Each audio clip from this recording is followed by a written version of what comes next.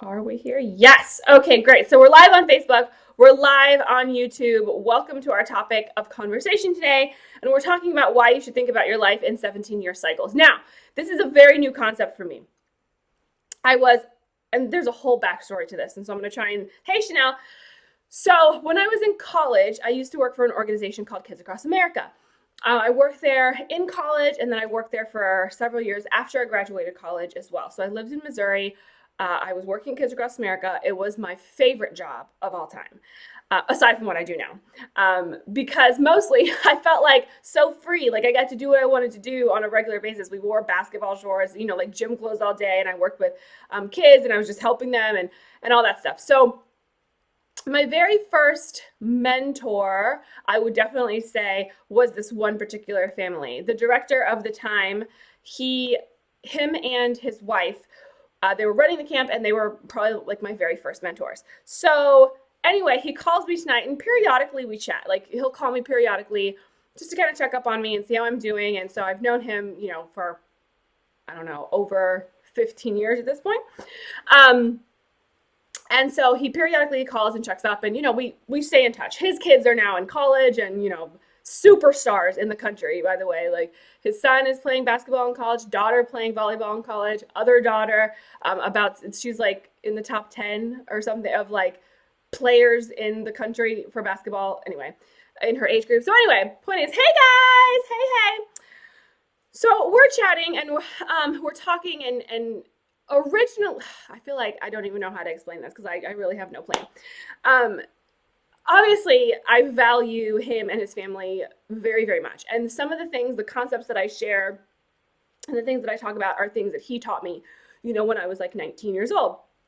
And I was telling him about that today, and I said, like, I don't know if you know this, but like you have a large part to play in my success and what it is I do, and Kids Across America has a large part to do with that as well. And we kind of talked a little bit, and he originally, like when I was working at Kids Across America, he had left, him and his family left to go pursue other avenues, and then he came back, and he said, people always ask, why did I come back, like after he'd left? And he said he learned that you should think about your life in 17-year cycles. So that's what we're going to talk about today. That was a very long intro. I didn't even get to the meat of the story, but a long intro to say that you should think about your life in 17-year cycles. And here is what he said to me. Now, he learned this from a business executive over at IBM. So this is not my content. This isn't even his content, but he shared it with me, as he normally does, sharing words of wisdom with me. So what's really interesting, I think, is that when I met him, he was my age, which is very freaky. But anyway, anyway, the point is that you should think about your life in 17-year cycles. And he said, here's why. The first 17 years of your life, you are typically just under the control of someone else. Like your parents, your teachers, adults are very much dictating. Hey, Latoya, sorry. Ugh. Happy holidays. This is on YouTube, so I'm saying hi to the people on YouTube. So he said the first 17 years of your life, you don't control anything. Like you are at the mercy of whatever an adult tells you you are supposed to do, what you have to do. You kind of learn a lot from the adults around you, and you develop habits and patterns based off of that. So really nothing is under your control.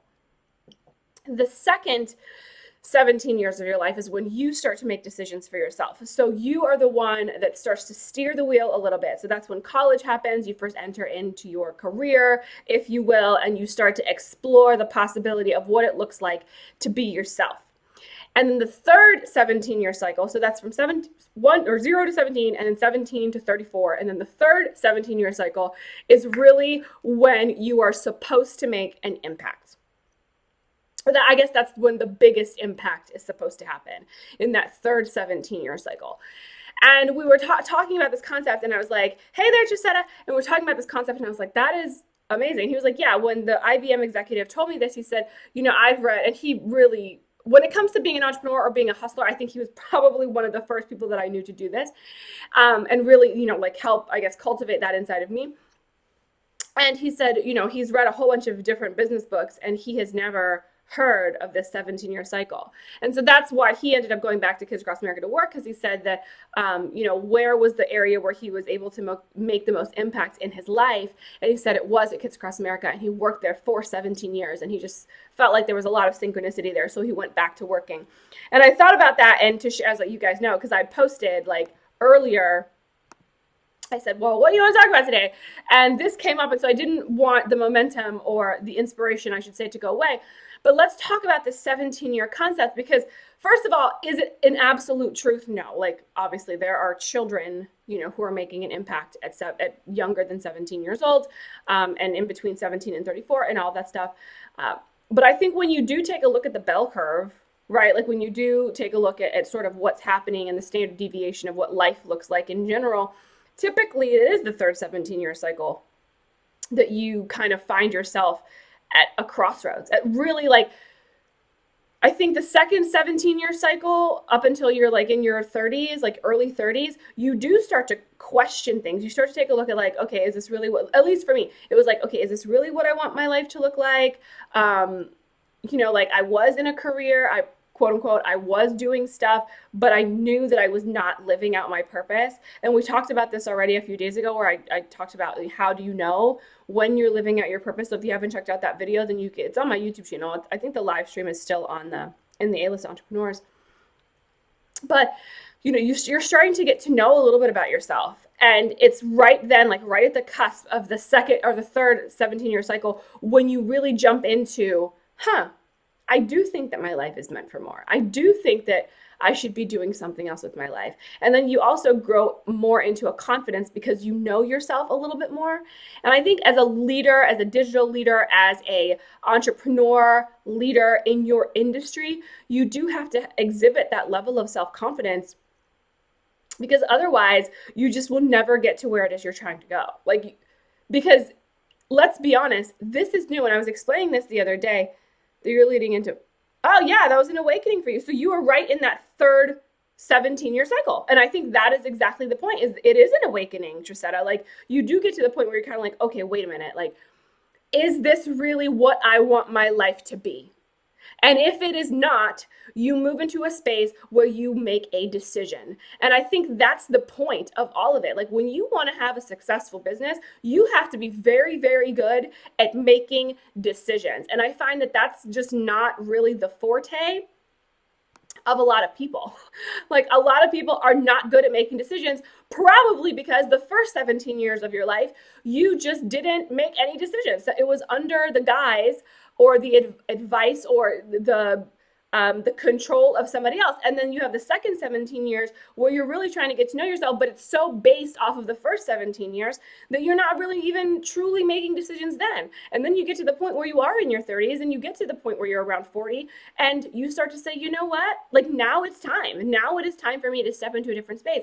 But the truth of the matter is you don't have to wait that long. So I want to reassure anybody. So if you are not in your 30s or 40s or 50s or 60s, and you are in that 25-year space, social media, what you're able to do in today's day and age, you can bypass a lot of that, but you have to be really, really good at making decisions. And I think that's one of the things that, at least when I look at my life, like when I decide to do something, it's the decision that changes everything. Because once you decide, and the power of decision is really all that you have. Like seriously, the choices are fixed. Like you can only choose good, bad. You can choose dark, light. You can choose to be hidden, or you can choose to be out there. You can choose success, or you can choose failure. Like there is no in between. Because if you are not effectually living out your purpose, then you're failing.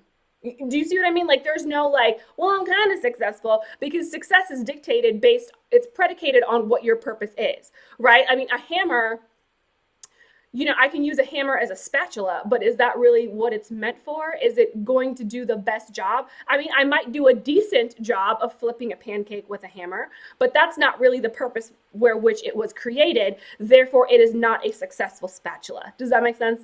So I think for all of us, we really need to come face to face with the fact that decisions is what it's about. And moving into 2018, make decisions that are in favor of where it is you are trying to go. Not, oh, I want to lose 5 pounds. Not, oh, I want to make more money. Okay, that's great. Everybody wants to make more money. everybody probably wants to lose or gain 5 pounds, depending on what your body type is like. But it's not just about, this is what I want to do. It's about making the decision to do what it takes to get there. And I watch it like literally, I think that the most heartbreaking thing about what I do is that I see people who are so gifted and so talented and have an incredible potential of leadership and just don't do a thing with it because they are scared, or because they don't have time, or because they don't have money, or because they're worried about what their friends are going to think, or because they don't have the best camera, or whatever the case is. Like, people really do allow, people are really smart. First of all, let me just say that people are smart. Your brain is smart, and it will come up with any excuse to get you to not do something quote unquote risky. And I think Cassandra posted inside the Facebook group when I said, what do you want me to talk about, or what should we talk about today? And she said risking. And so I think this is it when it comes to talking about risk. People are smart, and they will talk themselves out of it. And here's what I mean. I had a couple conversations this week with some clients of mine, past couple of weeks with clients. And they've gotten some interesting opportunities that are coming, which is awesome, right? Like, this is what we're doing. We're building platform. We're trying to get to the point where we, are having people come to us, and then people will start coming and they'll start asking, and they will talk themselves out of working with them, or talk themselves out of making money, talk themselves out of success, because it is scary. It seems risky. It seems like this is something that you've never done before. So therefore, your body is going to try and protect itself. It's the natural tendency, I think, when it comes to just how we're created. Like, the flight or fight reaction is very natural. But we have to learn to move past fight or flight and recognize when it's really dangerous, or when we're just succumbing to fear. Because fear is a heck of a drug.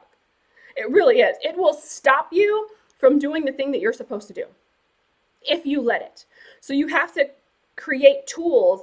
You have to get support. You have to build a team. You have to have accountability. You have to get coaching. You have to get guidance so that you can push yourself past it. And I was talking to another client, and a lot of things were happening in her life. A lot of things were going wrong. And she was like, oh, this is going wrong. But you know what?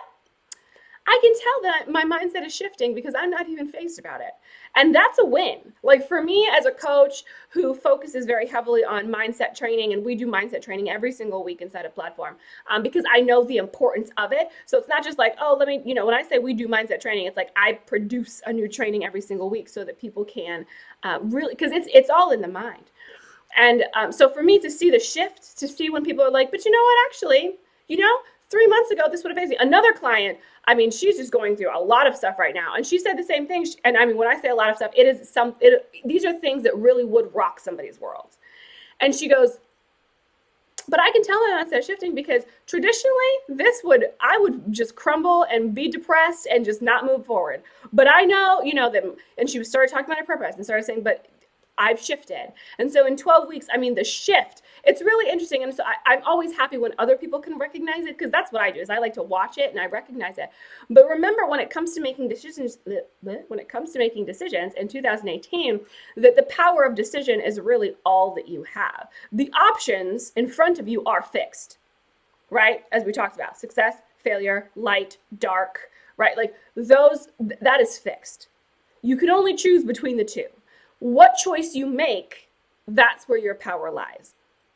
So as you're thinking about moving forward and creating your New Year's resolutions, if you will, if you're going to be in the goal setting workshop, which I know some of you guys are going to be in, if you're in the goal setting workshop, we talk very extensively about this, because we dive deep, because I know that it's not just about having a list of things that you want to accomplish in 2018. That will not work. And if all you're doing is writing down a list of things that you're like, and I want this, and I want this, and I want this, and you want a checklist, by January 31st, you will have stopped working towards it. You have to create strategy that is absolutely in favor of the desired outcome. And it has to be disproportionately in favor of the desired outcome. You can't just make a list and think that's going to work. You cannot make a vision board. I've talked about this before. I don't believe in vision boards, because vision boards actually don't work. It's not the vision board that works. It's what you do. It's the power behind the vision board that propels you forward. That's where everything lies. That's where your decisions start to come in. You can watch Netflix, or you can do a live stream, right? You can, go to sleep an hour early, or sleep in on a Saturday an hour later, or you can get up and create a social media post. Those decisions are up to you. But when you decide to do something, the second step is decide to be good at it. Like that's one thing that I think I recognized in myself. Like even growing up as a child, like when I made a decision, it wasn't just a decision to do it; it was a decision to be good. When I decided that I was going to, become a full-time entrepreneur and have my own business, I wasn't going to be doing it for play. Like I wasn't like, oh, and I'm just going to have a little side hustle. No, I was going to be good at it. And if I'm going to do it, I'm building an empire. And I don't know if some of you guys are friends with me on Facebook, so you may have seen my post from yesterday, because there's a big announcement coming up for 2018 that I'm so excited to share. But there's like contracts and stuff involved, so I haven't been able to share with everybody. But it's pretty big. And even tonight I got another piece of news that was also pretty big. And I look at it and I was like, this is amazing. And when you show up for your life, like when you really, really, truly show up for the thing that you want to do, and you make a decision to be good at something, and you work on your craft, and you do whatever it takes, and you invest in yourself, and you read books, and you get coaching, and you get support, and you delegate, and you show up as a boss, so many things will come into your experience. I am a living testament to this.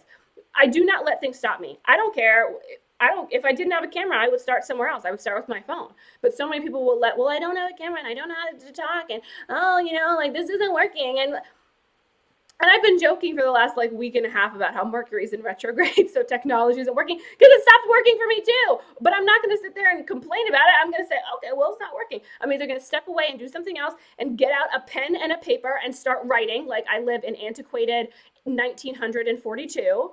Before computers were existed, because that's what bosses did back then. They didn't have technology. They didn't have laptops. They had pens and paper. Thankfully, we don't have stones and chisels. If that's what we had, I would be doing that, because I'm going to make the most use of my time to get to where it is I'm trying to go. So, I just got a text message. Hold on. So the point here is 17-year cycles, which is what we talked about. Think about the impact you want to make in each of them. And if you're in the second cycle, you don't have to wait until the third cycle in order to start making an impact. You can start with where you are, but you have to grow into self-awareness and confidence. And a lot of that does typically come in that 17-year cycle, right? So you can build that up. You can begin to develop. Like when I was in my 20s, I did get into personal development. I got into leadership, because it was the first time that I ever had leadership roles. And so when I was a leader, I, again, made a decision. I'm going to be good at it. I'm reading every leadership book I can get my hands on. John Maxwell, sure, pass it over. It's a decision to be good. If somebody says, hey, you know what, you'd make a great life coach. Guess what? Go figure out how to become a good life coach. If somebody says, you know what, you'd be a great race car driver. Go figure out how to drive race cars. Don't just sit there and say, oh, that'll be a really fun thing. I think people get scared when you think about your big, scary dream, and everybody should probably write this down. But what is the big, scary dream? What is the big, scary thing that you want to do with your life? Because you know what? That big, scary thing is the thing. It is absolutely the thing that you're supposed to do. But we let fear get in the way, and then you end up growing old and living life with regret because you never actually did the thing that you were supposed to do. Don't let that be you. Where's my juice? I thought I brought it in here. Yes, Chanel, you can have excuses or results, but definitely not both. Giuseppa's been avoiding selling. Okay, great. So now we're going to make a decision, Giuseppe, that you are no longer going to avoid selling. And the cool thing about this is that when it comes up, when it arises in your into your consciousness, you can change it. But that's a decision too. Are you going to change it or not? So it's good. I love the Giuseppe that you said, hey, this is a thing, and now you can address it. Once it comes into your consciousness, you can address it. But before then, it just kind of sits in the subconscious mind, and we're unable to tap into it. So I love that. Let me just pop over to YouTube. Okay, good. We're doing good on YouTube. No one's there at this moment in time, so that's awesome. But yeah, so I hope that at least gets the wheels turning. My challenge, I would say, for you guys today is to write down the big, scary dream. The big, huge, scary dream. You know what's so funny, though, is the big, huge, scary dream, when you show up and you show up fully for your life, and you show up fully for your vision, and you show up fully for what it is you want to do, the big, scary dream is actually not big and scary. It's actually oh, yeah, of course. And I was talking to my coach the other day when I had gotten the news about the big thing that I'll share with you guys once I get the contract situated.